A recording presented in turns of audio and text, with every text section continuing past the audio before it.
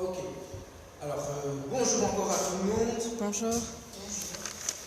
Bonjour à celles et ceux qui nous suivent. Je veux juste encore une fois souhaiter une bonne et heureuse, joyeuse année 2019 à chacun, en espérant que vous ayez eu le temps tous de pouvoir fêter, célébrer cette année 2018 qui vient de se terminer. Pour moi, ça a été le cas et pour ça aussi, je remercie le Seigneur parce que je me suis vraiment amusé et j'ai pu profiter de mon nouvel an à maximum. Alors, qui dit nouvelle année dit aussi nouveau thème, c'est-à-dire que pour nous, il va s'agir d'une année de la multiplication. Amen. Son of the Light, centre de formation suisse, et sur l'année 2019, sur le thème de l'année, qui est donc de la multiplication. Et en fonction bien sûr de ce thème, nous allons avoir différents thèmes tout au long des messages qui seront donnés pendant cette année. Et nous allons évidemment commencer ce premier message sur le thème que j'ai intitulé « Né pour réussir ». Amen. Ça veut dire que nous sommes tous, chacun d'entre nous, nés pour réussir. Amen. Et je commencerai, avant de donner mon premier point, simplement en faisant encore un récapitulatif. Donc, sans aller trop dans les détails, on a vu comment, qu'est-ce que Dieu a fait pour nous. Et la première chose qu'il avait dit, il a dit à l'homme, il a dit, faisons l'homme à notre image et à notre ressemblance et qu'il domine. Ça veut dire que lorsque le Seigneur avait eu, premièrement, une idée, a conçu l'homme, il l'a conçu avec une idée claire, avec une idée précise. Ça veut dire qu'il a donné un but à notre vie. Et ce but-là, c'est de réussir. Il n'a pas dit faisons l'homme afin qu'il ne serve à rien. Il n'a pas dit faisons l'homme pour qu'il soit inutile. Amen. Il n'a pas dit je vais créer un tel juste pour le placer là comme ça et qu'il ne serve à rien. Non, ça c'est pas le Dieu que moi je connais.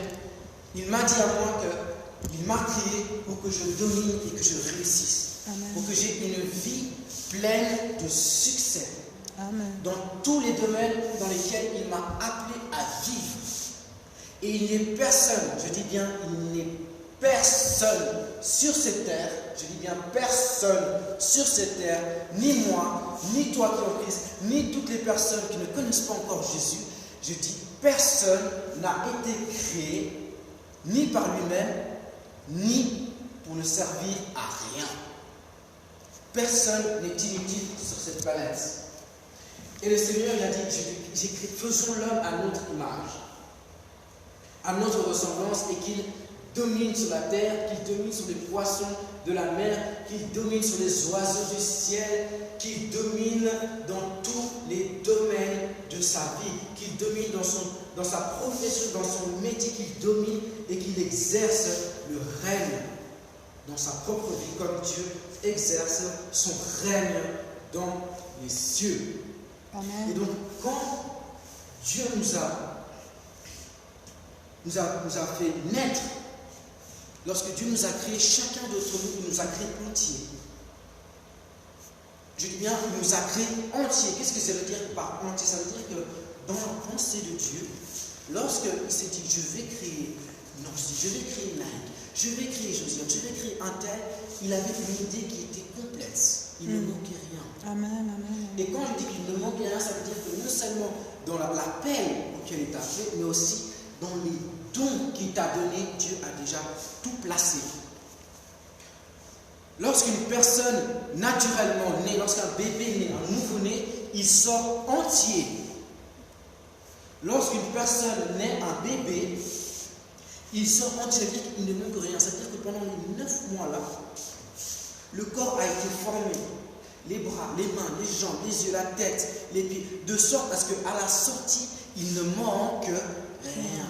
Le bébé sort entier. Amen.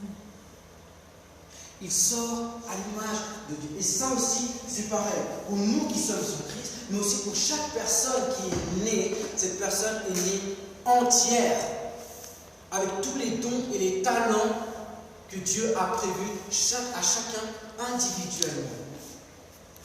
Et là où il y a un petit souci, c'est quoi? C'est que chacun d'entre nous sommes premièrement nés de la chair, n'est-ce pas? Ça veut dire que nous sommes nés de nos parents. Amen. Un homme et une femme se sont accordés pour avoir un enfant. Cet enfant, c'est toi, cet enfant, c'est moi.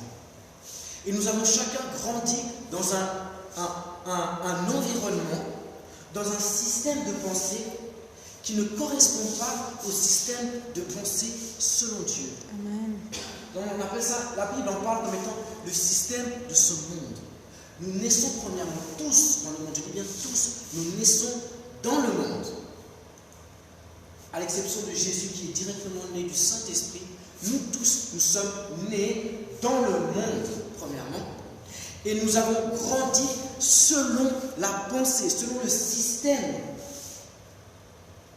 Le système, quand je parle de système, c'est le système de tout un pays. Chacun d'entre nous, pour nous qui sommes ici en Suisse, nous avons grandi en Suisse, certains ont grandi en Belgique.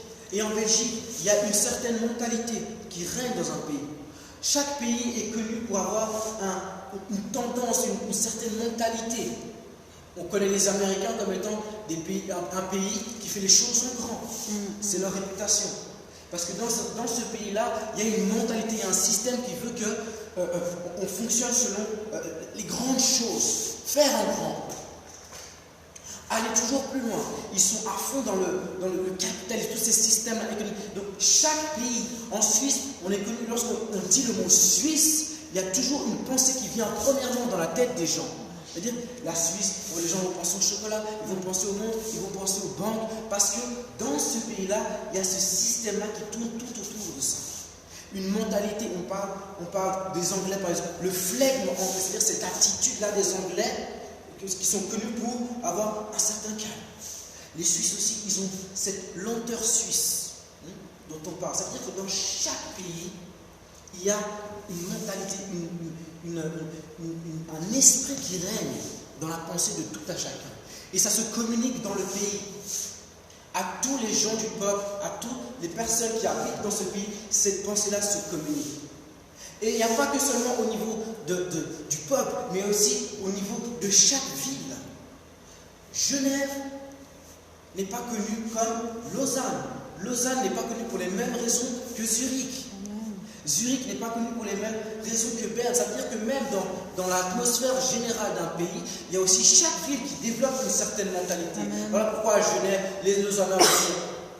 Je prends l'exemple bien sûr des villes suisses, mais c'est le cas dans chaque pays. Mais à Genève, on va nous dire que nous, on a plutôt tendance à ne pas sortir de Genève, parce que les Genevois aiment rester à Genève. Et les Lausannois vont dire ça de nous, les Suisses alémaniques. Donc il y a ce truc-là par région, par ville, où il y a une mentalité qui se développe et qui impacte chaque personne qui habite ce lieu. Et c'est pareil, je prendrai aussi l'exemple de la Belgique, c'est pareil. Ils ont ce même truc-là entre les Flamands et les Wallons. Chacun a une mentalité, certains sont travailleurs, d'autres on va dire qu'ils sont flemmards. Donc il y a une mentalité comme ça qui se développe. Et certains même ils sont fiers de ça. Parce qu'ils se sont appropriés cette chose-là et ils en ont fait leur propre personne. Et ça, c'est la deuxième échelle. Il y a encore une autre échelle où cette fois-ci, c'est dans nos familles. Parce que nous vivons tous dans une ville, nous avons tous un entourage proche. Et dans nos familles, il y a un esprit de famille. Nous, dans notre famille, on ne se marie pas avec un frère. Nous, dans notre famille, on fait les choses comme si. Telle famille dit, les Kim Jong, ils sont connus pour être comme si. Les gens, ils sont connus comme un tel. Ça veut dire que dans chaque famille, il y a une réputation qui est connue par rapport à la mentalité qu'ils ont. Et cette mentalité se développe selon les différents systèmes, selon différentes ethnies, selon différents facteurs. Il y a plein de choses qui viennent développer une mentalité, qui viennent créer, ajouter à chaque individu une manière de faire et de vivre, mais qui est totalement humaine. On appelle le système du monde. Amen. Ça, c'est de cette manière-là qu'on parle la parole. Et ça, c'est quelque chose qui est venu bâcher, couvrir, mettre une bâche, couvrir encore des dons et des talents que Dieu a cachés en tout à chacun, mais qui sont cachés parce qu'on a développé une personnalité qui n'a rien à voir avec la conception que Dieu avait de chacun de nous lorsqu'il nous a créés. Il nous a créés entiers, mais il y a une couverture qui vient encore ajouter une couche en plus à la découverte de qui tu es. Et ça, c'est ce qui se passe. Voilà pourquoi, dans Genèse, on va prendre, si quelqu'un veut me trouver bien, Genèse 12, au chapitre 1, et c'est là que je vais commencer gentiment à rentrer dans mon message. Il dit bien que chaque personne a été altérée, dénaturée par le système du monde. Les gens, notre entourage, nos amis, les personnes que nous fréquentons ont une influence et peuvent déformer. L'influence, c'est quelque chose qui vient déformer en fait ce que Dieu avait prévu. Et nous avons vu ça, c'était simplement comme j'avais dit dans le dernier message, on avait vu comment le diable a insinué, a insufflé, a influencé et a déformé l'image que Dieu avait prévue pour l'homme. Et ça s'est perpétué comme ça jusqu'à aujourd'hui. Mais gloire soit rendue à Dieu. Il y a une solution. Si quelqu'un a trouvé, tu as trouvé Naïk? Genèse 12 à partir du verset 1. Qu'est-ce qu'on nous dit? L'Éternel dit à Abraham, va-t'en de ton pays, de ta patrie et de la maison de ton père, dans le pays que je te montrerai. Voilà pourquoi le Seigneur a commencé par dire, mon ami, sors de ce système. Il a dit en premier, de ton pays. Pourquoi? Parce que dans ton pays, il y a une mentalité, il y a une façon de faire, donc dans certains points qui sont bonnes, mais dans d'autres qui ne correspondent pas à la pensée que Dieu a pour toi. Amen. Parce que tu as développé une mentalité, tu as développé une façon de faire, des croyances qui n'ont rien à voir avec celles que Dieu voulait que tu aies d'abord. Voilà pourquoi il a dit, mon ami, quitte ton pays. Et après, en deuxième, il va dire quoi? Quitte quoi? Ta patrie. Ta patrie, ta ville, ta région. Parce que dans ta région-là, ça a endormi ta personne. Amen, pardon. Ça a endormi le guerrier que j'avais créé en toi. Et j'ai besoin que tu quittes, que tu sors de ce milieu-là, parce que moi, ce que j'avais, le toi là que j'ai créé, ce n'est pas celui que tu es quand tu es dans ton pays. Ce n'est pas celui que tu es au milieu de ta ville et de tes amis. Et qu'est-ce qu'il a dit encore en troisième? Quitte toi Et de la maison de ton père. Le Seigneur t'invite à quitter même la mentalité qu'il y a dans ta famille. Parce que dans les familles, chacun développe un raisonnement. Chacun se dit, dans notre famille, on ne va pas se marier avec des Albanais. Dans notre famille, on ne va pas se marier avec des Turcs. Alors qu'en Christ, il a dit, il n'y a ni Turc, il n'y a ni Albanais, il n'y a ni Serbe, il n'y a ni toutes ces ethnies-là. Il n'y a que Christ et Christ seul. Et si tu ne sors pas, j'avais peut-être prévu de te donner une magnifique espagnole, mais toi, parce que tu ne peux pas d'espagnol, tu vas juste te marier avec quelqu'un de ton ethnie. Sors de là. Sors de là. Parce que quand maintenant après avoir travaillé en toi, je vais t'envoyer vers les gens, si tu n'as pas, tu gardes cette mentalité-là de ta famille, même lorsque tu vas évangéliser, tu vas évangéliser des gens qui sont peut-être noirs. Si tu es blanc, tu vas plutôt vers des blancs, et ainsi de suite. Parce que cette mentalité-là, elle te suit. Amen, amen, c'est vrai. Parle-moi. Sors de là. Parle-moi. Parle-moi. Ah oui, ça se ressent. Mais le Seigneur est en train de premièrement de dire, sors. Et ce qu'on ne voit pas ici, faute de traduction, lorsqu'il dit quitte, sors de tout ça, il lui dit, va vers toi-même. Oh là là, ça veut dire quoi ça? Il dit, va-t'en vers le pays que je te montrerai. Mais dans la vraie version, là c'est à cause de la traduction, ce n'est pas que c'est faux, mais il y a un petit détail qui manque, il dit, va vers toi-même. Comment aller vers soi-même? Mais Seigneur, je suis moi. Non, tu n'es pas toi. Parce que justement, il y a encore des choses que tu ne connais pas sur toi-même. Quand je te vois, le Seigneur dit, quand je te vois, selon l'idée que j'avais quand j'ai dit, faisons Boris à mon image, faisons Boris à ma ressemblance, faisons en sorte qu'il domine. Et quand je te vois là, il y a deux poids, deux mesures. C'est deux personnes différentes. Voilà pourquoi le toi que tu as développé dans le monde, le toi que tu as développé avec la mentalité qu'on t'a donnée à l'école, parce que dans chaque école, dans chaque pays, il y a une façon de développer la mentalité d'une personne. Cette personne-là ne correspond pas à celle que j'avais premièrement, initialement conçue. Voilà pourquoi il dit, va vers cette personne-là. Alors je te dis à toi qui me suis, va vers toi-même. Le Seigneur dit, découvre-toi, découvre ton potentiel. Et c'est ça mon premier point. Il dit, découvre ton potentiel. Pourquoi le potentiel? Parce que par potentiel, j'entends par là que ce sont des capacités, des talents. Il dit à chacun, selon sa capacité, il a donné des dons et des talents. Dans Matthieu chapitre 25, merci. Il le dit à chacun. À l'un, il a donné un talent. À l'autre, il a donné 2 talents. À un tel, il a donné la capacité de jouer au foot. À un autre, il a donné la capacité de comprendre l'informatique. À un autre encore, il a donné la capacité de gérer, d'avoir cet esprit-là de la gestion. À un autre, cet esprit organisé. À un tel. Donc, chacun a reçu un potentiel. Et quand je dis potentiel, ça veut dire que c'est quelque chose, dans un premier temps, que tu n'as peut-être pas découvert. Mais non seulement tu n'as pas découvert, mais que tu n'as non plus pas développé. Parce que ton à l'état encore de potentiel, c'est que tu n'es pas ton maximum. Voilà pourquoi il dit, sors de toi-même et découvre ton potentiel. Développe tes dons, développe tes talents. Et ça, c'est quelque chose qui va dire ici à Abraham. C'est quelque chose qui va inciter à chacun.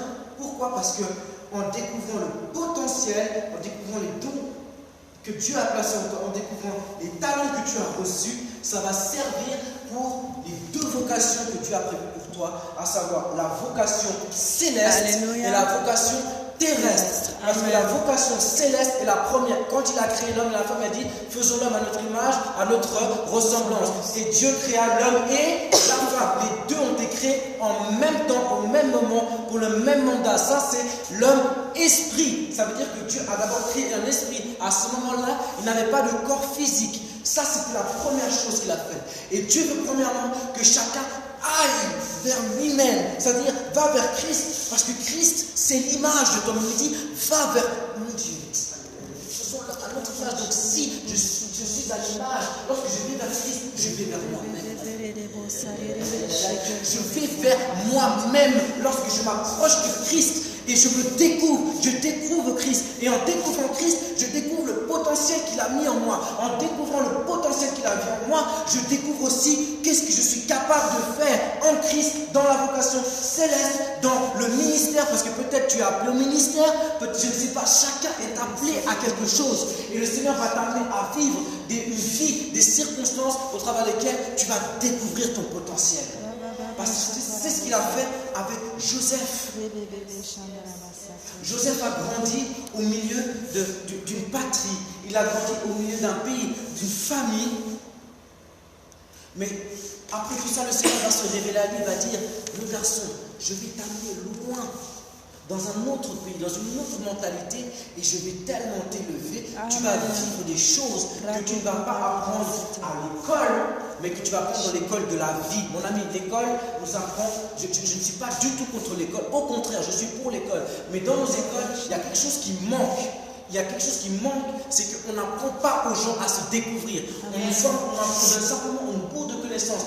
Et je bénis, que le Seigneur bénisse tous les profs qui m'ont appris anecdotiquement à développer mes capacités. Parce qu'il y a quand même des profs qui sont comme ça.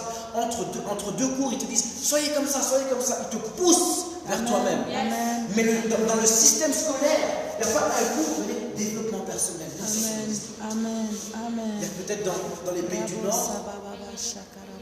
Et là, je dis franchement bravo parce que je vois que dans certains pays comme le Canada, la Scandinavie, tout ça, ce sont des pays où les enfants, on leur fait toucher à plein de choses. Juste pour déceler où est-ce qu'il y a un talent qui commence à se développer. Où est-ce qu'il y a ce don-là pour la gymnastique qui fait que si on ne t'avait jamais fait faire la gymnastique, tu n'aurais jamais découvert ça. Amen. L'école, ce n'est pas l'école de la vie, c'est l'école de la connaissance humaine. C'est pour la sélection, tu vois. Donc on voit que qui est bon élève, qui est mauvais élève, et le mauvais élève, on va le mettre de côté, et on va le faire doubler, on va même pas essayer de faire la repêche, mais le bon élève, on va juste lui dire bravo, mais à la fin, tu as ton diplôme, à la fin, tu as ton certificat, et si ça se trouve, tu ne t'es toujours pas découvert. Et tu auras passé des années à l'école, et puis finalement, ces années, elles t'auront servi à pas grand-chose, parce que par après, tu vas te reconvertir, et tu vas comprendre que, en fait, ma voie, c'était pas ça. Pourquoi? Parce qu'il n'y a pas dans le système ce truc-là d'orientation qui te permet réellement de te découvrir. Amen. Voilà pourquoi le Seigneur, il va conduire Joseph en prison. La prison, c'était son école, c'était l'école de sa vie, où il va maintenant découvrir que le Seigneur avait mis des choses en lui qu'il ne comprenait pas, des dons de vision, des dons de révélation, et dans son incompréhension, il va en parler, il va dire, mais j'ai vu ça, le Seigneur m'a montré qu'il y avait des germes, tout ça, que vous étiez tous, et lui aussi dans son ignorance, il va raconter ces choses-là, ça va lui amener des problèmes. Mais à travers ça, il est en train de découvrir qu'il avait un don. Parce qu'il a eu ce rêve une première fois, et il a eu ensuite une deuxième fois, et quand il va voir la deuxième fois, son père, qui lui était instruit, qui lui avait pris déjà le temps de se découvrir, parce que quand le Seigneur l'a rencontré et qu'il s'est découvert, il ne s'appelait plus Jacob, mais il s'appelait Israël. À ce moment-là, il a découvert le vrai lui, ce n'était pas Jacob, c'était Israël. Le vrai lui là, il a compris à travers son fils que la deuxième vision là qu'il a eue là, c'est qu'il y a quelque chose. Et là, la Bible nous dit bien qu'à ce moment-là, Jacob retenu le rêve de son fils. Alléluia. Parce qu'il a su que son fils avait un don. Alléluia. Et le Seigneur va amener. Pourquoi le Seigneur n'a jamais révélé à Jacob l'avenir de son fils? C'est bizarre ça. Pourtant Jacob était devenu mature. Jacob était devenu un homme intègre. Il s'appelait maintenant Israël. Mais le Seigneur va s'abstenir. Il va se garder de révéler ça parce qu'il savait que le Jacob qui est devenu là tellement dangereux dans la foi que l'amour qu'il avait pour son fils allait peut-être même le pousser à le garder auprès de lui. Parce que lui-même, il va dire, quand il va apprendre que ses frères là, ils vont lui mentir, ils vont dire, ton fils il a été mangé, son âme a couffé, dans son âme il est mort. Il n'avait plus envie de vivre. Parce qu'il aimait tellement son fils. Et combien d'entre nous, nos parents nous aiment tellement qu'ils ne veulent pas des fois qu'on aille vers nous-mêmes. Et ils ne se rendent pas compte parce que c'est dans leur ignorance. Mais dans leur ignorance, ils nous aiment selon eux, selon leur chair. Et dans cet amour-là, ils nous empêchent d'aller vers le Christ. Et quand tu vas du coup à l'église, quand tu vas chercher à chaque fois, tu passes des temps dans la présence de Dieu pour te découvrir et savoir qui est, à quel appel en Christ tu as été appelé. Quel est cet appel céleste? Parce que ton appel céleste, ça ne s'apprend pas à l'école. J'ai dit, il y a deux appels. Il y a l'appel d'abord céleste et terrestre. Mais d'abord le céleste. C'est avec ça que le Seigneur commence. Parce que dans ton appel céleste, tu vas aussi pouvoir manifester ton appel terrestre. Et quand maintenant tu viens à l'église et que le Seigneur t'apprend au travers des révélations de sa parole, c'est là que, là bizarrement, ça commence à embêter. Tu vois, les parents, ils sont pour que tu ailles à l'église. Tu vois, comme ça, tu es un enfant sage. Tu vois, moi, la madame, tu vois, donc lui, il est bien. Et puis, entre les parents aussi, son frère, tu dis, moi, mon fils, il va à l'église. Moi, ma fille, elle sert, nanana. Et tu es un enfant sage. Comme ça, tu ne poses pas de problème à la maison. Mais dès que tu veux faire un pas supplémentaire avec le Seigneur, là, ça devient, mais tu vas encore à l'église. Lundi église, mardi église, vendredi église, église. Et puis quand après il y a des fêtes, quand il y a des machins, tu vas, et quand tu décides de revenir avant, parce qu'il y a l'église, là, toi aussi tu abuses, toi aussi tu forces. Mais attends, bien sûr que je force. Amen. Je force parce que je veux découvrir qui je suis. Amen. Si j'avais dit demain je bosse, là ça va, parce que ça c'est terrestre, c'est humain, c'est normal. Mais les choses célestes, alors à ce moment-là, il commence à combattre ta vision, il commence à être un frein pour que tu te découvres. Alléluia. Pour que tu saches quel est ton potentiel. Et ça, c'est simplement l'appel terrestre, mais aussi l'appel terrestre. Les amis, le Seigneur ne nous appelle pas que dans le ministère. Amen. J'insiste, le Seigneur ne nous appelle pas que dans le ministère. Amen. Il y a aussi un appel terrestre. Amen. On a eu Joseph. Est-ce que Joseph a été appelé à devenir le roi? Non, il était ministre. Est-ce que c'est lui qui a choisi ça? Non. Est-ce que c'est lui qui a dit, Seigneur, fais de moi un ministre? Non plus. C'est le Seigneur lui-même qui l'a appelé. On a Daniel. dans l'esprit, dans la appel céleste, qui était un prophète, à la même manière que Joseph. Est-ce que Daniel était appelé à être le président de son pays? Non, il était conseiller, un sage, avec une sagesse 10 fois plus élevée que les sages du roi. C'est pour ça que certains ont peut-être un appel dans la politique. Ne crachons pas trop sur les politiques qui sont mauvais, mais qui va les rendre? Qui va leur communiquer ce qu'ils veulent? Qui va communiquer? Qui va essayer d'influencer et de les impacter pour faire passer la pensée du royaume et que la volonté de Dieu soit accomplie sur la terre comme elle est dans le ciel. Amen. Ton appel terrestre contribue à ton appel céleste. Alléluia. Ton appel terrestre, la vie que tu vis aussi dans ta chair, pour laquelle Dieu a aussi prévu une vie. Parce qu'après, la vie c'est qu'à l'église. Non, ça commence à l'église, ça continue à l'église, et ça continue en dehors parce que c'est moi l'église. Yes. Déjà vu? D'accord? On met bien les points sur les i. Et ça, c'est très important de le savoir.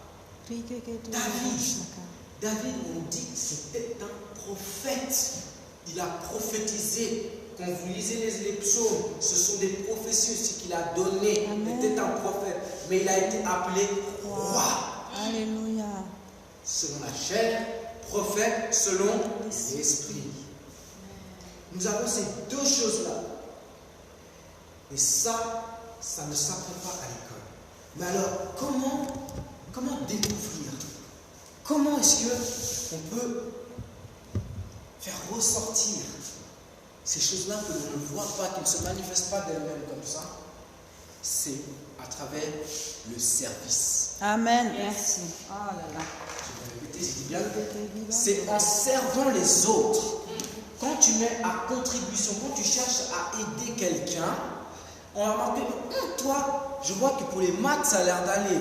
Et plus tu vas aider les gens, même quand tu vas travailler avec tes potes pour tes révisions, tu vas voir qu'il y a un certain talent qui ressort plus que le reste. Et là, paf, tu découvres. Voilà pourquoi, aussi bien, je prends l'exemple de l'église, ici à Sonneuf-de-Lac, gloire soit rendue au Seigneur parce qu'il a appris à développer cet esprit-là, de mettre des activités comme la table de la maturité, comme toutes sortes d'exercices comme ça, qui nous permettent de voir qui a quel don et qui a quel talent. Parce que certains, lorsqu'ils vont être mis sur la scène, ils vont commencer à ressortir quelque chose qu'ils ne savaient pas avoir. Moi, c'est ce qui s'est passé avec la table de la maturité. Et je rends gloire au Seigneur parce que grâce à ça, je me suis découvert. Amen. Je suis quelqu'un qui, dans le Boris là, de mon pays, de ma patrie, de la maison de ma mère, d'accord, celui-ci là, il n'aime pas trop parler, il aime rester dans son coin. Amen. Il est calme. Passer devant, c'est pas son délire. D'accord? Ça, c'est les gens ceux qui ont appris à me connaître, ils savent ça très bien. Mais dans l'esprit, lorsque maintenant j'ai commencé à faire cet exercice de la table de la maturité, où tu viens avec ta Bible, ton cahier et tes notes, et tu fais ressortir tout ce que le pasteur t'a appris depuis tout ce temps, paf, tu découvres que tu es quelqu'un qui sait parler. Et non seulement à l'église, mais aussi même à l'école. Puisque je me souviens, et là je parle pour tout simplement qu'on comprenne, lorsque j'avais des présentations, des exposés, je vous assure que les oraux, je ne comprends pas comment, mais les oraux, c'était des parties que je réussissais le mieux. Tu me donnais un travail écrit, j'avais le temps, j'y arrivais bien, mais l'aisance que j'avais à parler quand je me retrouvais devant, j'étais en groupe avec les autres, on devait choisir qui du groupe va parler, lequel d'entre nous va devoir présenter tout le travail. Parce que dans le travail qui s'est fait, il y en a un, c'est une tête, un cerveau incroyable qui a fait avancer le groupe. Il y en a un autre qui avait des idées, l'autre qui était créatif, l'autre qui gérait la partie informatique. Et dans tout ça, il faut maintenant présenter parce que vous avez un travail de groupe. Et là, on a besoin de quelqu'un qui sait parler. Et qui est-ce qui va ressortir? Alléluia. Celui qui s'est découvert. Alléluia. Celui qui s'est découvert. Un autre va voir qu'il est tout le temps en train de faire des dessins. Et le prof, il ne comprend pas, il dit, mais c'est le moment de travail, mais toi, tu veux tout le temps dessiner. Et quand on voit tes dessins, on dit, oh, mais ça c'est quoi? Parce qu'il a un esprit créatif. L'autre, il est là, il est tout le temps en train de jouer avec son Rubik's Cube. Il fait des trucs, il fait tout le temps des trucs logiques. Et les parents, ils en ont marre parce qu'à l'école, ils se font tout le temps envoyer. Et beaucoup à l'école, des gens qui s'ennuient, ce sont des gens intelligents. Amen. Mais ils ne se sont tellement pas découverts. ils n'ont pas vu en où est leur potentiel, ou du moins, s'ils ont repéré un potentiel, ce potentiel n'est pas stimulé. Tu ne vas pas te mettre dans une situation où ce potentiel va pouvoir ressortir et tu t'ennuies, tu glandes, tu galères. Amen, amen. Et ce sont ce genre d'élèves-là, ça nous énerve quand on voit la facilité qu'ils ont à obtenir des bonnes notes en fournissant ça d'efforts. Amen, Donc, amen. tu vas, tu prends tes cahiers, tu prends les trucs, et puis ça rentre Rentre pas, ça rentre pas. Et là, tu penses que le Seigneur l'a béni plus que toi. Non, c'est que vous êtes bénis chacun différemment dans un domaine différent. Et là où toi, tu as reçu un don, un potentiel, la première chose, il faut que tu le découvres en te mettant au service des autres. Et à ce moment-là, lorsque tu vas le découvrir, peut-être que ce n'est pas toi directement, mais ça va être quelqu'un qui va le repérer. Comme j'ai donné l'exemple de Joseph, quelqu'un a repéré. Mais maintenant, une fois que ce potentiel, ce talent a été repéré et que tu te rends compte que c'est vrai, j'ai cette capacité-là, maintenant, c'est là que tu vas investir dans ton talent. Parce que être conscient que tu as un don, être conscient que tu as une capacité particulière, ça ne veut pas dire que tu le maîtrises. Voilà pourquoi tous les sportifs, on découvre dans leur jeune âge que lui, c'est un as du tennis. Lui, là, la manière dont il joue avec le ballon, c'est très dangereux. Mais ça ne veut pas dire qu'il est sportif, c'est un footballeur. Parce que si tu le mets sur le terrain, il ne sera pas capable de jouer. Alors, on va te mettre dans un centre de formation. On va te mettre dans un centre de formation que l'on appelle l'école de la vie. Et le centre de formation de Joseph, c'était la prison. Il a découvert, sans se rendre compte qu'il avait d'autres visions, c'est son père qui va le remarquer. Mais le Seigneur va quand même le sortir de là. Il va le faire passer par le puits, etc. Et il va le placer en prison d'abord. Il n'a pas monté chez Potiphar d'abord, parce qu'il n'est pas en prison tout de suite. Il est arrivé chez Potiphar. Et qu'est-ce qui s'est passé? Il a tellement, on dit que la grâce du Seigneur était sur Joseph et Joseph réussissait dans tout ce qu'il entreprenait, mon Dieu. Ça veut dire qu'il travaillait, il avait un esprit de travailleur, de service. Et ça lui a valu d'attirer la bonne grâce de Potiphar. Lorsque vous travaillez bien et que vous rendez service aux gens, les gens le voient et ça les pousse à vous donner un travail, quelque chose pour lequel vous allez exceller. Et c'est ce qui s'est passé avec Joseph.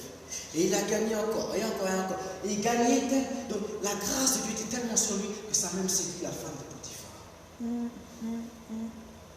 Elle a dit, ce garçon-là, il est tellement talentueux, il est tellement beau. Lorsque quelqu'un met à contribution son talent, ça donne envie. Et ça attire les autres. Et après, qu'est-ce qui va passer? Là, mademoiselle, elle va voir ses jeux et elle va le faire mettre en prison en l'accusant à tort. En prison, rebelote, en prison. Lisez bien, allez dans Genève, vous allez voir, lisez, on vous dit, Joseph en prison, il a gagné à nouveau la grâce des prisonniers et aussi des gardiens de prison qui vont lui confier la gestion de la prison. Parce qu'il était tout le temps en train de maximiser son potentiel. C'est en prison qu'il a appris à développer. Parce que, comprenez bien, quand il a eu des visions par rapport à sa propre vie, il ne les comprenait pas.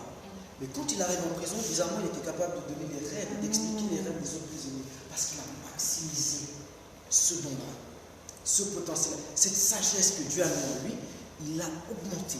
Ce don que tu as en informatique, tu vas maintenant commencer à te renseigner. Pas seulement à l'école, mais dans tous les moyens possibles. Avec les moyens d'information qu'on a aujourd'hui, avec tous les médias, on a accès à l'information d'une manière qu'il n'y avait jamais eu auparavant. Et ça nous permet aussi de maximiser notre potentiel. Et le premier livre qui nous permet de le comprendre, c'est celui-ci. Mais après, il y a encore d'autres choses. Des livres de personnes qui se connaissent, des experts dans leur propre domaine, des experts dans le domaine sportif, Jordan qui a des livres et autres. C'est des moyens par lesquels ceux qui passent dans la même voie que lui, qui ont ce même don que lui, peuvent peut-être même aller plus loin que lui s'ils travaillent plus que lui. Parce qu'ils ont maximisé leur potentiel, leur don et leur talent. Et dans cette même parabole que Jésus a donnée, il dit il en va de même à mettre, à donner, à laisser des dons et des talents. Il dit maximise. Si tu ne le fais pas, si tu te caches, le jour où le Seigneur reviendra, il va te dire, mais attends, toi je t'ai donné le don de la parole. Je t'ai donné un don de communiquer, de parler. Peut-être des fois tu n'as pas ce don-là, mais tu peux le gagner aussi en le développant. Parce que c'est certains qui ont un don particulier. C'est-à-dire que quand je dis don particulier, c'est quelque chose qui se manifeste naturellement. Il y a des gens, on avait vu pendant qu'on était en vacances, là, un film, le film de cette gymnaste, là, cette jeune fille américaine là, qui a été diplômée, qui a gagné les Jeux Olympiques. Sa grande sœur, c'était sa grande sœur qui commençait à faire de la gymnastique, et sa grande sœur qui lui montrait même des figures. Et elle, naturellement, spontanément, sans forcer, elle arrivait automatiquement à faire toutes les figures que sa sœur a dû apprendre et pris du temps pour les manifester. C'est-à-dire que même si tu n'as pas un don particulier pour une chose, tu peux aussi développer ton potentiel, même si ce n'est pas ton don à toi en particulier, mais c'est possible. Mais le don là, qui sort naturellement, sans forcer, ça c'est ce que tu dois maximiser, parce que c'est ce qui va faire ta gloire. C'est ça qui va faire ta gloire. C'est ça qui va faire ta gloire. On nous dit, un peuple sans vision, si on peut aller si je prends Proverbe 29, verset 18, on va lire, un peuple sans vision, ça veut dire que si tu n'es pas révélé en fait, si tu n'as pas encore découvert qui tu es, quel est ton potentiel, où est-ce qu'il peut t'amener, si tu n'as pas découvert ça, mon ami, c'est là que tu vas te laisser aller à toutes sortes de toutes sollicitations. Tu ne vas pas trier, les choses vont arriver. En fait, ce n'est pas toi qui va gérer ta vie, mais c'est la vie qui va maintenant te gérer selon comme elle a envie. Regarde, qu'est-ce qu'on nous dit? Proverbe 29, verset 18 pour la référence. Voilà, lis bien à haute voix pour que les internautes puissent nous écouter. Qu'est-ce qu'il dit? Quand il n'y a pas de révélation, le peuple est sans frein. Voilà, quand il n'y a pas quoi? De Révélation. Quand tu n'as pas découvert, souvenez-vous, au début j'ai dit, tu as été fait entier, d'accord? Pas à moitié, pas demi. Tu n'es pas du lait, mais entier, tu vois? Comme le lait, entier, ok? Et il y a une couche du système de ce monde qui fait que on t'a poussé à juste devenir employé. À l'école, à l'école, en fait, on nous apprend à être des employés, mais pas à être des employeurs. On n'apprend pas à nous développer nous-mêmes. Ça ne veut pas dire que tout le monde doit être des patrons, c'est pas ce que je dis. Mais que chacun dans son domaine, parce que peut-être toi tu as pu être patron, mais ton frère là, tu vois, ton frère il a un talent tel dans la gestion que le patron n'a pas et dont il va avoir besoin. Et les deux, vous contribuez à une entreprise. Simplement que dans la position hiérarchique, il y en a un qui est patron, mais dans le travail, vous êtes collaborateurs. Et à l'école, en tout cas, ensuite, on nous apprend à être de bons employés, mais on ne nous apprend pas forcément à être des gens qui vont employer des personnes, des leaders dans leur propre domaine. Et voilà, il dit sans révélation, c'est-à-dire sans découverte de qui tu es, on est quoi?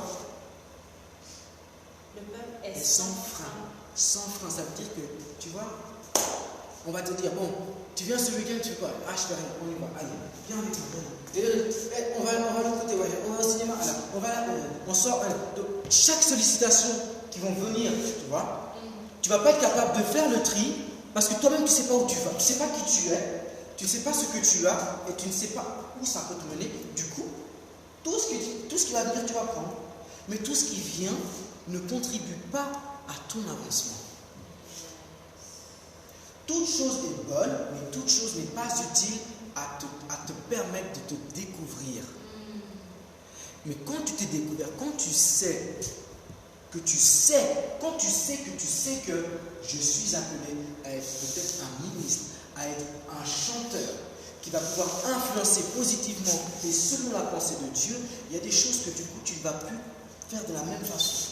Combien de fois les étudiants, lorsqu'ils savent qu'ils ont leurs examens, il y a des choses qu'ils refusent de faire. Les étudiants disent, ah tu viens, on va à la piscine ce week-end. Non, je dois réviser. Vous voyez, il y a un frein là. Tu connais où sont tes limites. Tu ne laisses pas n'importe qui t'emmener n'importe où pour aller faire n'importe quoi parce que tu as quelque chose de précis, que tu sais que tu dois travailler. Découvre ton potentiel. Et une fois que tu l'as découvert, investis. Investis. C'est là qu'on on va prendre toujours Proverbe, mais cette fois-ci au chapitre 25, au verset 2. On va comprendre pourquoi. Parce que on va nous dire que tout simplement, le don que chacun a reçu de Dieu, c'est ce qui fait ta gloire. Oh, qu'est-ce qu'on dit? Proverbe 25, verset 2.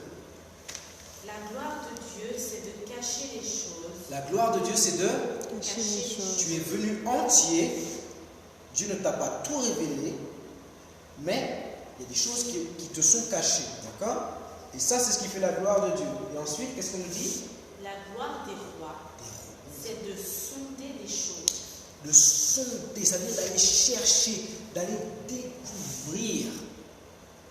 Il dit la gloire des hommes. Il ne dit pas, écoutez, il ne faut pas croire que il y a la gloire qui revient à Dieu, d'accord? L'adoration, ça veut dire que quand Dieu cache quelque chose et que tu le découvres, tu lui rends gloire. Parce qu'il dit, la gloire de Dieu, c'est de cacher. Mais du coup, quand tu découvres, tu dis, waouh, le Seigneur est vraiment grand. Combien de fois les découvertes que nous avons, toutes les connaissances que nous avons même de ce monde visible, on reconnaît que derrière, la reconnaissance, vous voyez la reconnaissance là, c'est ça la gloire qui revient à Dieu. C'est de reconnaître qu'il y a quelqu'un qui a caché les choses, qui existent depuis le commencement, mais qu'on a découvert qu'aujourd'hui. Amen. Et du coup, on dit, la loi de l'imposanteur, on ne savait pas qu'elle existait, mais elle existait depuis le début.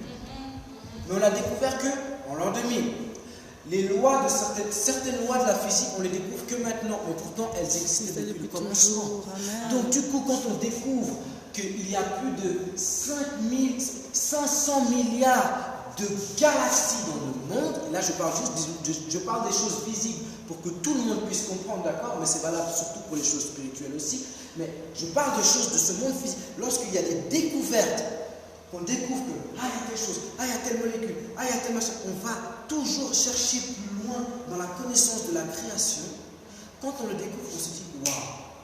Et je vous assure que dans ce monde, certains pensent que les scientifiques sont tous des athées, alors que la plupart des grands scientifiques, des grands penseurs, de toutes ces personnes-là qui sont allées très très loin dans la recherche scientifique, ils ont pour la plupart tous reconnu qu'il y avait une intelligence supérieure qui était derrière, parce que ça ne peut pas être le fruit d'un hasard. Simplement qu'ils n'ont pas su mettre de nom. Alléluia. Ils n'ont pas été révélés. Mais c'est ce que nous révèle ce verset, quand on dit la gloire de Dieu, c'est de cacher les choses. Parce que quand maintenant l'homme les découvre, ça fait sa gloire. Pourquoi ça fait sa gloire? Parce que justement, ces personnes sont maintenant connues pour être celui qui a découvert la chose. Et c'est ça qui a fait ressortir. Albert Einstein, pour prendre que son exemple, dans son appel terrestre, ça a été un grand scientifique. À l'école, c'était un zéro, bonnet d'âne. C'était la loose. Donc, il avait vraiment des sales notes. Est-ce que pour autant c'était un perdant? Est-ce que pour autant c'était un loser fini? Est-ce que pour autant Dieu ne l'avait pas créé à son image, à sa ressemblance? Dieu n'avait-il pas mis un talent que l'école n'a pas été capable de déceler en lui? Et aujourd'hui, ça fait sa gloire. Parce qu'il a été connu pour avoir été un homme intelligent, un scientifique doué d'une capacité à comprendre des mystères cachés pour lesquels aujourd'hui l'homme parfois même se vante, en oubliant de reconnaître qu'il y a quelqu'un derrière qui avait créé ces choses. Alors tu ne le connais pas, moi je te le présente. Cette personne, elle s'appelle Jésus. Cette personne, elle s'appelle Elohim. Cette personne, elle s'appelle Jéhovah. Il dit, dis-leur que je suis. Je suis. Découvre-toi. Parce que je suis là, ça cache une multitude de noms. Pour Abraham, il a été le Tout-Puissant. Pour un tel, il a été celui qui t'a permis d'avoir un enfant alors que tu étais fertile. Pour toi qui étais dans la dépression, il va être celui qui t'a soutenu et qui t'a aimé là où les hommes n'ont pas été capables de t'aimer. Pour un autre, il dit, je suis celui qui est. C'est moi qui se cache derrière ces choses-là. C'est moi, je suis celui qui a mis en toi ce don-là. Je suis celui qui a placé. Découvre-toi, mon ami, découvre-le. Découvre, je suis. Écoute, je t'invite, moi je te le présente sous le nom de Jésus. D'ailleurs, Jésus, celui qui est au milieu des hommes. Mais ce même Jésus, lorsqu'il va parler de lui, va dire, je suis celui qui est.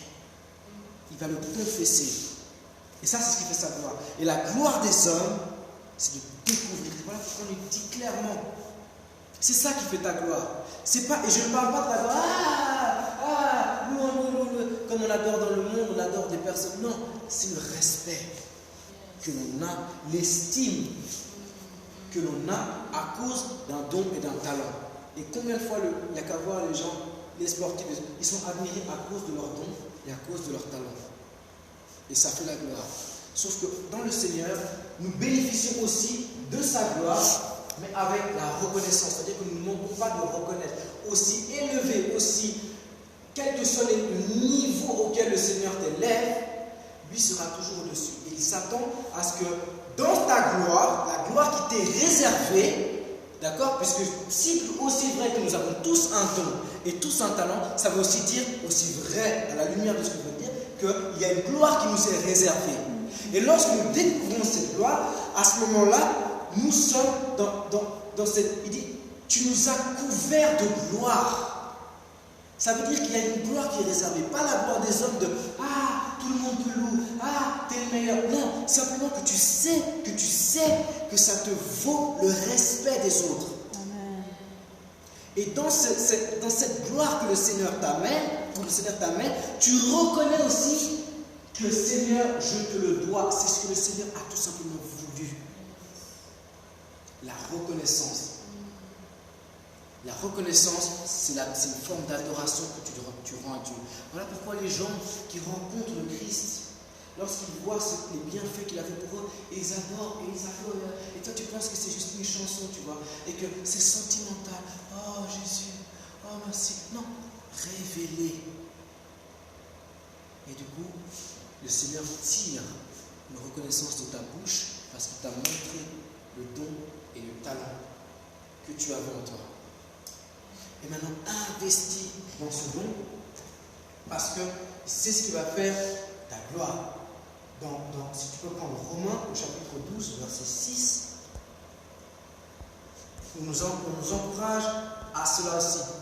Parce que comme je l'ai dit tout à l'heure, c'est pas parce que tu as découvert ton don ou tes dons, parce que tu peux en avoir plusieurs, que ça veut dire que tu les connais. Amen. Ça ne veut pas dire non plus que tu les maîtrises. Il faut travailler encore. Alléluia. Et travailler encore. Et à quelqu'un, si tu n'arrives pas, prends un coach, un mentor, un père spirituel qui va te pousser à ressortir des parties que parfois toi tu n'arrives pas. Voilà, un sportif, je reprends l'exemple du sportif, lorsqu'il pratique son sport, il y a toujours quelqu'un qui l'observe pour pouvoir déceler des choses que peut-être lui ne voit pas, mais qui va toujours l'aider. C'est toujours pour ton bien, c'est toujours pour ta gloire.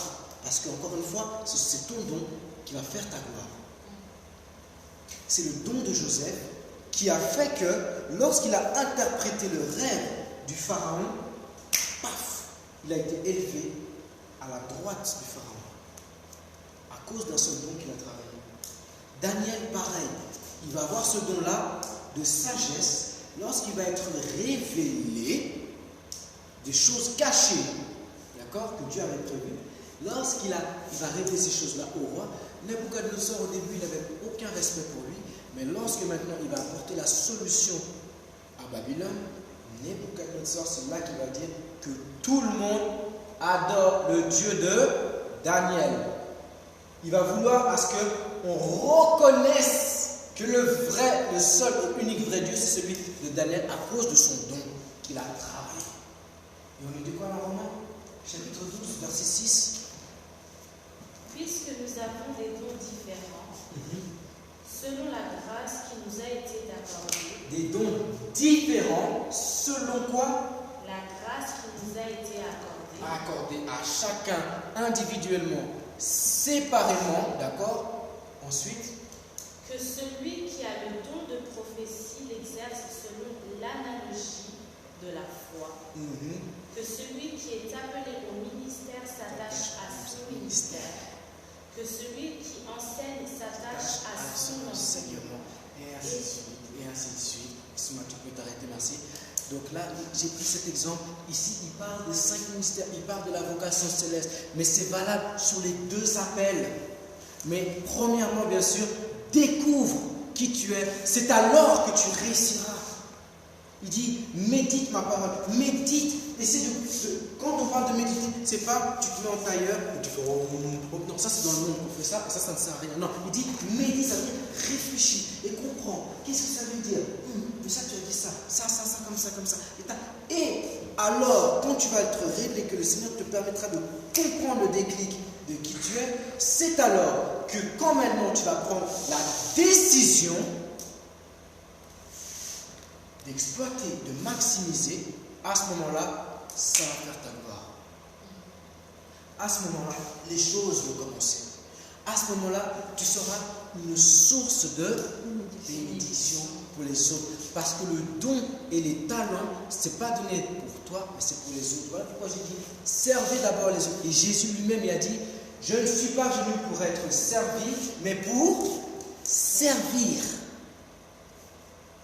Je ne suis pas venu pour que tout le monde me serve, mais pour servir les autres. Être en service. Et il le dit encore, l'Esprit du Seigneur m'a oint, c'est-à-dire qu'il m'a donné la capacité pour annoncer l'Évangile. L'Esprit du Seigneur m'a oint pour redonner la vue aux aveugles. C'est pour les autres. Est-ce que Jésus avait besoin de retrouver la vie? Est-ce qu'il avait besoin pour la... Non. Tous les dons que nous avons, c'est pour le service des autres. Puisque nous sommes plusieurs. Dieu avait prévu dès le commencement que nous soyons plusieurs et que dans cette multitude, nous puissions vivre les uns pour les autres. Les uns au bénéfice des autres. Parce que c'est ce principe-là de l'amour qui est le lien parfait. On l'a vu dans Colossiens, souvenez-nous, l'amour qui est le lien parfait. C'est-à-dire que lorsque je te sers à quelque chose. Moi, j'ai la capacité, j'ai un business, le business de l'essence. Toi, tu as un business dans la cuisine. Moi, je te donne de quoi te permettre de te déplacer, de faire tes livraisons. Dans ta capacité, à toi, pardon, tu me donnes ce que tu sais bien faire, c'est-à-dire la cuisine. Donc, chacun bénéficie du service de l'autre. C'est sur ce principe même que reposent les économies mondiales. Chaque économie repose sur ce principe. J'ai quelque chose à t'offrir, tu as quelque chose à offrir. Offrons-nous chacun l'un l'autre, ça va contribuer à l'avancement de l'un et de l'autre. Parce que tous les dons que nous avons reçus, c'est pour les autres. Et Dieu se réjouit de ça. Parce qu'à ce moment, il dit, voilà, c'est ça que je voyais. C'est comme ça que je vois le monde. Ce n'est pas un monde d'égoïstes qui veut tout pour soi, rien que pour soi, que pour moi. Et dans le monde, on apprend à être riche pour nous-mêmes. Tu veux les clés de la richesse? Ah, si tu veux faire ça, dans les principes d'être riche, c'est pour soi. Alors que être riche en Christ, c'est pour les autres. D'après la pensée du Seigneur, la richesse, c'est pour les autres. Regardez, il était lui-même, il dit, aussi riche qu'il était, il s'est fait pauvre, il s'est débrouillé. Donc, il a tout vidé pour que nous soyons enrichis. C'est ça. Découvre. Et c'est alors que tu vas découvrir le succès. Et c'est là le troisième point. Donc, le deuxième, c'est donne-toi, investis dans tes talents. Consécration, ça c'est ce qu'on vient de lire ici. La consécration pour toi-même, pour les autres. Et c'est alors que et le troisième point, c'est tu entres dans ta gloire dès que tu te décides. Ça commence à partir d'une décision. Écoutez, 2019, on nous a chacun tous invités vivement à prendre des décisions sur la base de tout ce que le Seigneur nous a communiqué, sur la base de toute la connaissance qu'on a reçue. Et cette décision, elle se fait quand tu vois, le jour où tu vois, le Seigneur te montre quelle gloire tu vas vivre à travers les dons que tu vas recevoir. À ce moment-là, tu vas te décider, non, ça je le veux. Et Paul lui a dit, je cours pour la récompense. Chaque athlète Chaque personne qui s'engage à faire quelque chose et qui le veut, qui est motivé pour la chose, c'est parce qu'il le veut. Et à ce moment-là, tu prends une décision, tu dis non, moi ça suffit, je ferai un abonnement de sport. Ça ne continue pas comme ça. Moi ça suffit, je fais ceci. Moi ça suffit, je m'engage là-dedans. Et une décision, une résolution, tu vas y tenir ferme et ça va commencer à maintenant manifester cette gloire. La gloire, c'est pas quand juste tu y es déjà, c'est bon, non. Ça commence ici, ça commence à partir de ta décision. Et j'aimerais insister sur une chose, ne nous jalousons pas les uns les autres. Amen. Dans le monde, tout le monde veut être comme les autres. Personne ne veut être comme lui-même. Amen. Pourtant, je l'ai dit au début, qu'est-ce que Dieu a dit à Abraham? Il a dit, va-t'en, quitte tout ça et va vers quoi? Vers toi-même. Pourquoi tu veux être comme un autre? Je ne dis pas que tu ne peux pas être inspiré des autres. Non. Les autres peuvent t'inspirer pour des choses auxquelles tu n'as pas pensé. Mais dans cette inspiration, ne plagie pas, ne photocopie pas. Nous sommes tous différents et nous avons tous une gloire différente. Même les artistes, aussi nombreux qu'ils puissent être, chacun a sa gloire, chacun est différent. Et chacun développe sa vibe. Chacun développe son truc à lui. Il a une sauce qui fait qu'on apprécie, en particulier ce que tu as toi, d'une manière qu'on n'appréciera pas chez les autres. Tout le monde voulait être comme Michael, mais Michael lui-même, ça se trouve, il a envie d'être comme lui-même, il avait aussi des sources d'inspiration. Amen. C'est ça. Vous croyez que Michael, il avait aussi des sources d'inspiration, mais il a été lui-même. Chacun a été lui-même. Obama est lui-même. Amen. Vous imaginez Obama s'il avait essayé d'être comme Mandela? Ça aurait été peut-être un Obama qu'on n'a pas connu. Si Mandela avait été essayé d'être comme Martin Luther, moi c'est mon idole, alors je vais. Non, pas d'idole, s'il vous plaît. Jésus lui-même ne veut pas d'idole. Il veut des adorateurs. Qu'est-ce que ça veut dire par idole? Jésus. Non. À chacun. Lorsque la mère là, la mère de Jacques, et les gens vont arriver devant Jésus, il dit, ordonne que mon fils soit assis l'un à ta gauche, l'un à ta droite. Il dit, vous ne savez pas ce que vous demandez. Vous ne savez pas ce à quoi vous aspirez. Il dit, l'appel, les dons, tout ça là. Ça c'était dans Genèse au chapitre 1, verset 26, quand il a dit, faisons l'homme à notre image. C'est déjà fait, c'est pas mon affaire ça. La place que vous avez en Christ, on l'a décidé déjà, donc ça ne sert à rien de nous demander de vouloir. Non, il dit, découvrez simplement. Vous ne savez pas, il y a une gloire que j'ai, vous l'avez aussi. Il dit, pouvez-vous boire la coupe que je vais boire? Oui, nous le pouvons, ils ont dit. Il dit, en effet, vous la boirez. Ça veut dire que vous allez aussi vivre ce que Jésus a vécu. Si bien sûr, vous cherchez à le découvrir et que vous décidez à le vivre. Parce que Jésus ne va pas vous forcer à vivre ce que vous n'avez pas envie de vivre. Jésus n'est pas un violeur. Mais si tu te décides, à ce moment-là, ça devient possible. Il dit, Jésus, vous ferez des choses plus grandes que moi. Alors maintenant, pourquoi j'ai dit que ce ne sont pas les idoles? Parce que les idoles veulent être exactement comme Jésus. Non, Jésus veut que tu sois comme le Christ. Il dit, je vous écris à mon image, à ma ressemblance. Une chose qui se ressemble, ce n'est pas identique. Ça se ressemble, mais ce n'est pas identique, c'est authentique.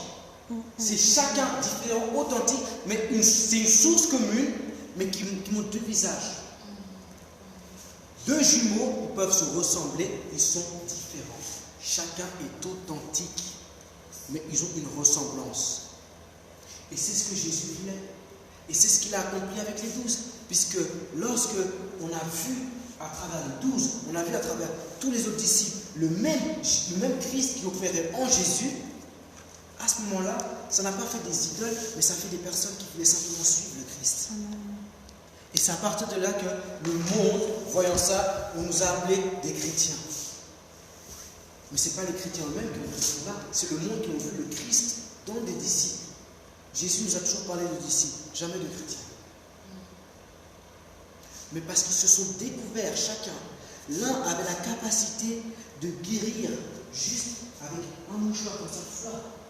Et l'autre, il passe et son ombre guérit. Mais si maintenant, non Seigneur, utilise-moi aussi de cette façon-là, moi aussi, quand je donne un mouchoir, non, mais si ça se trouve, toi tu vas juste faire, et il y a des guérisons. Amen. Toi tu vas juste, chacun, personnellement, est né pour réussir. Chacun est né pour réussir. Alors j'insiste, s'il vous plaît, ne nous jalousons pas les uns les autres et ne cherchons pas non plus à réussir à cause des autres. Réussir pour toi. Yes. Parce que j'observe de plus en plus, surtout là avec ce truc des gilets jaunes là, écoutez, vous voyez, les gens qui s'enrichissent malhonnêtement dans le monde, c'est regrettable qu'ils s'enrichissent de manière malhonnête. Mais il y a ce truc-là, vous voyez, ce système-là, qui fait que les gens disent, comme ils se sont enrichis, ils commencent à rejeter la richesse comme étant, le pauvre voit la richesse comme quelque chose de mauvais. Il dit, non, ça c'est les mauvais, c'est les politiques, c'est les machins, ils s'enrichissent, ils font des choses.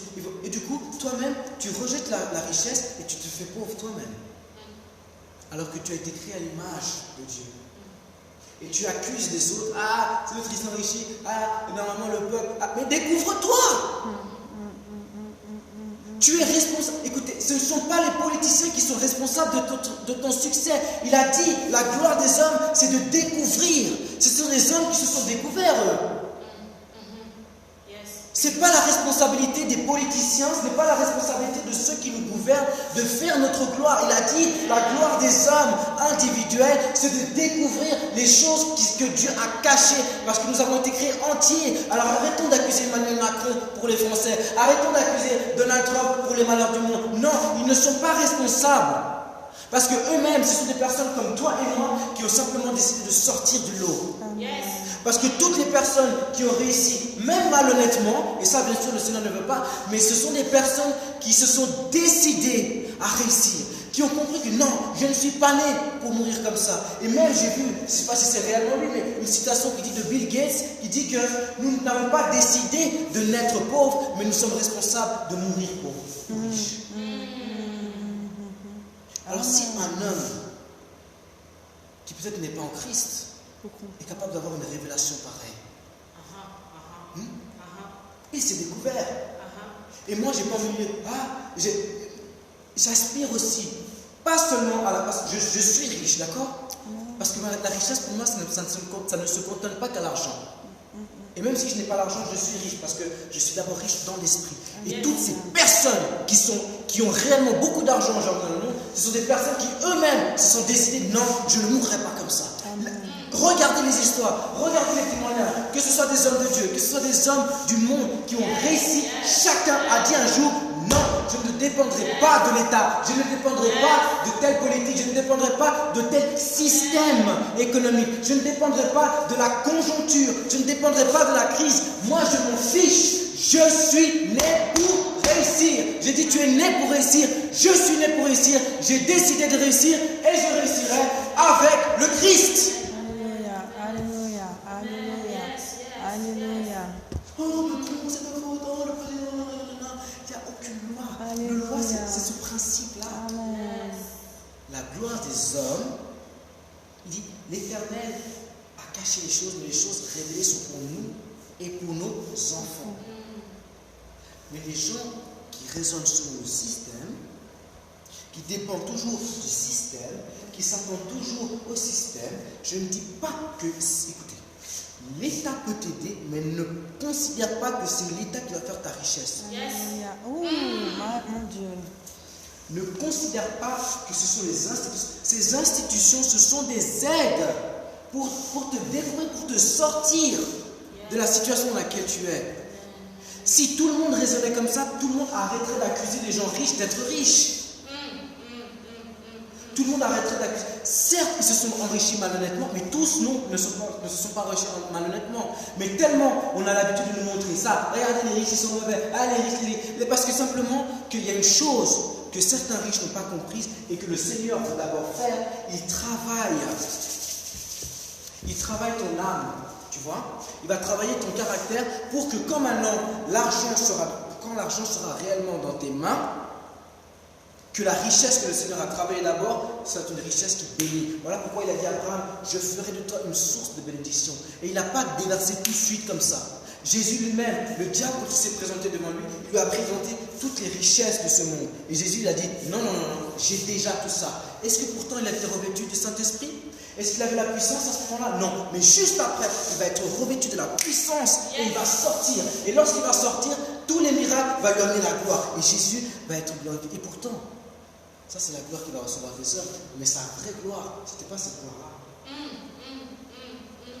Parce que la réussite pour Jésus, Jésus est né pour réussir. Jésus est né pour mourir pour les autres. Jésus n'est pas né juste pour faire des miracles, non. La raison de sa naissance, la raison de son succès, c'était de mourir. Ah oui. Mais l'humanité ne considère pas que la mort peut être un succès. Voilà pourquoi on déconsidère les personnes qui n'ont peut-être pas encore, qui semblent, voilà, il n'a rien. Non, non, non. La gloire, ce n'est pas de gagner, non. Ça peut être de perdre pour ensuite gagner. Et Jésus, on nous dit dans Philippiens, parce qu'il s'est humilié jusqu'à la mort de la croix, il a été élevé, pas parce qu'il a accompli des miracles. La gloire de Christ, c'était de mourir. La gloire de nous, les hommes, c'est de découvrir ce à quoi nous sommes appelés. Et d'une manière ou d'une autre, il y aura aussi cette mort. Pas la mort de mourir à la croix comme Jésus, on va te fouetter, non. Mais de passer par des moments désagréables pour ton âme. Mais quand le Seigneur va dire, non, fais-le quand même. Mais non, Seigneur, j'ai pas envie, fais-le par la foi, tu vas voir. Et pouf, il y a une personne qui ressort, qui n'avait rien à voir avec celle que tu as développée dans le système du monde. Alors ne nous comparons pas, s'il vous plaît, ne nous comparons pas. Si Bill Gates, si Jeff Bezos, si tous ces grands riches-là, eux, ils ont tant de milliards. Moi, je ne juge pas ma réussite en fonction de lui. Ça, c'est sa réussite. Amen. Et je ne désire pas réussir non plus à cause de lui. Parce que les gens, ils réussissent, ils voient que l'autre, il a réussi. Alors, moi aussi, je vais réussir pour prouver. Non, j'ai besoin de prouver. Je n'ai pas besoin de prouver quoi que ce soit, qui que ce soit. Amen. Amen. Puisque le Seigneur a prévu une gloire en chacun. Et certains ont réussi à manifester cette gloire terrestre, mais avant tout, j'ai parlé de deux vocations. La vocation céleste, la vocation terrestre. Les puissants de ce monde ont développé, pour certains aussi, leur esprit, mais sans le Christ, mais ils ont aussi développé, à travers cet esprit-là, leur appel terrestre. Mais le Seigneur veut que tu ailles vers le toit qu'il avait créé, pas vers le toit qui a été créé par le monde, qui a été façonné et déformé par le monde. Ce n'est pas ce toit-là. Voilà pourquoi chaque fois j'aimerais dire à quelqu'un que quand le Seigneur te dit, fais ceci, découvre-toi, il parle du toit selon l'image de Dieu. Pas du toit, parce que sinon tu vas être confus, je dois mourir à moi. Non, c'est l'ancien toit qui doit mourir pour laisser ressortir le nouveau toit. Ça, c'est la parole que j'avais pour aujourd'hui. Ça, c'est le thème. Tu es né pour réussir. Amen. Je dis à quelqu'un, tu es né pour réussir. Amen. Amen. Dieu n'a créé personne pour l'échec. Parce que ça, c'est du sadisme. Et Dieu n'est pas un sadique. Dieu est amour. Voilà pourquoi j'ai commencé par parler pendant tout un mois de l'amour. Amen. L'amour espère tout. Le succès et la réussite de toutes les personnes. Je dis toutes les personnes qui existent sur cette planète. Et chacun a son succès. Enlève-toi de la tête que le succès, c'est que l'argent, ça en fait partie, mais ce n'est pas ton succès. Le succès, c'est de vivre ta destinée, la réussite. C'est la raison pour laquelle Dieu veut que tu vives. Certains vivent leur gloire en étant évangélisés dans des pays où c'est comme ça d'annoncer l'évangile. Mais ça fait leur gloire. Et vous allez voir le jour où le Seigneur reviendra et il prendra son église. Certains vont avoir des places à côté de Jésus. Vous voyez, mets ton fils à ta droite, à ta gauche. Non, ça c'est déjà donné. Vous allez voir qu'il y a des gens comme ça là. Vous allez voir l'évangile. Et là, tu vas mettre ta Bible dans la rue. Mais je te garantis que cette personne, tu vas la regarder comme ça quand elle sera élevée à la droite du Père au ciel. La vocation céleste prime sur la terrestre, parce que la terrestre te permet de vivre une vie agréable dans ta chair, dans ton âme, mais c'est que pour cette vie. Alors que dans ton appel céleste, tu contribues à une vie dans laquelle, là-haut, l'économie, ça n'existe pas. C'est Jésus l'économie, tu comprends? c'est Jésus qui va lui-même se charger de pouvoir à ta maison, au bien qui est dans ta maison, à toutes les choses précieuses, les valeurs, c'est lui-même qui va te les donner. Ce ne sera pas une chose que tu pourras acheter.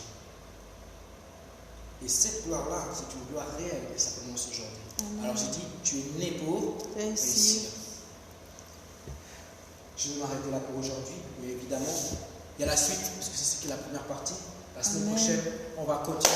Soyez bénis et surtout, considérez que vous êtes nés pour réussir. Gloire au Seigneur. Passez une bonne après-midi.